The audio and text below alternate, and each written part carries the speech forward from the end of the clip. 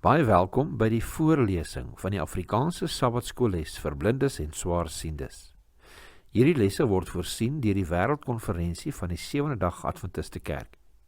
Die voorlesing van die les word aan u gebring deur SSL in samewerking met Adventiste Wêreldradio Afrikaans en word voorgeles deur Marlena Nel.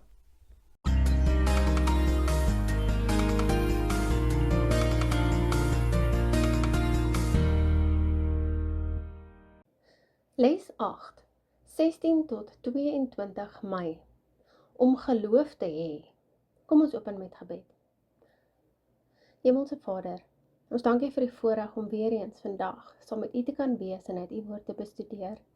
U weet terwyl ons hierdie week meer gaan leer oor geloof, vir ons dat U asseblief ons harte sal versterk om in U te vertrou, selfs in die tye wanneer die pad voor ons nie duidelik is nie. Help ons om vas te staan in ons geloof en om hoop te behou in die moeilike tye, en om altyd te onthou, U is in beheer. Ons bid en vra die dinge in die naam van Jesus Christus alleen. Amen. Sabbatmiddag, skrifverwysings vir hierdie week se studie.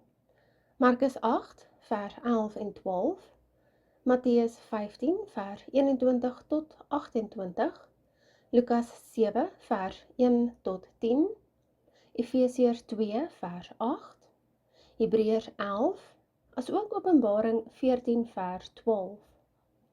Geheeteks, Hebreërs 11 vers 1. Om te glo is om seker te wees van die dinge wat ons hoop, om oortuig te wees van die dinge wat ons nie sien nie. Hebreërs 11 vers 1. Iemand het eenmaal gesê, geloof is soos wifi, draadloose netwerk. Dit is onsigbaar.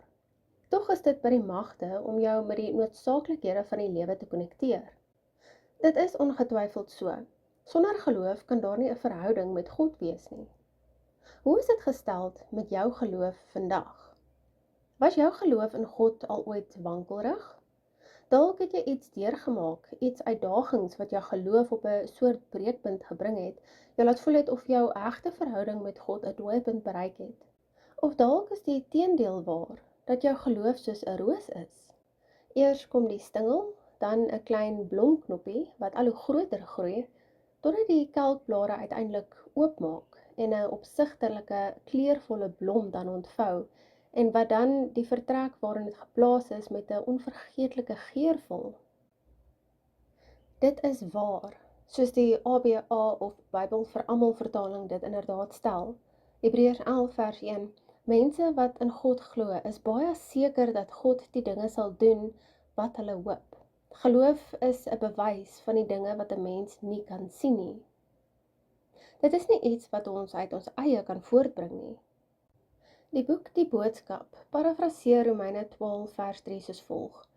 Onthou dat julle geloof 'n geskenk uit God se hand is. Wees dankbaar vir die geloof wat julle wel van hom ontvang het. So dit is duidelike genadegawe van God, soos Efesiërs 2 vers 8 en 9 wat lees, want uit genade is julle gered deur die geloof, en dit nie uit julleself nie, dis 'n gawe van God, nie uit werke nie, sodat niemand mag roem nie. Tog is daardie geloof in God slegs moontlik danksy die dinge wat hy in en deur ons lewens as ook vir ons doen.